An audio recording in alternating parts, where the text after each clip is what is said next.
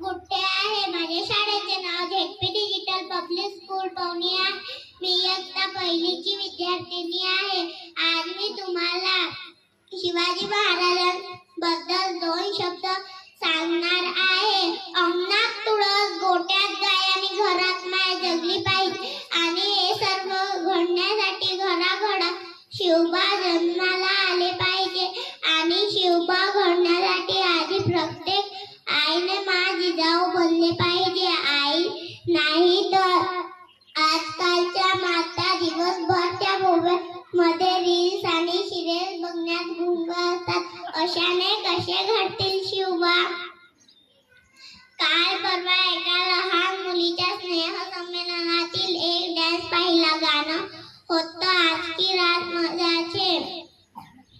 काय ते कपडे, काय ते गाणं आणि किती घाणेरडा तो डान्स.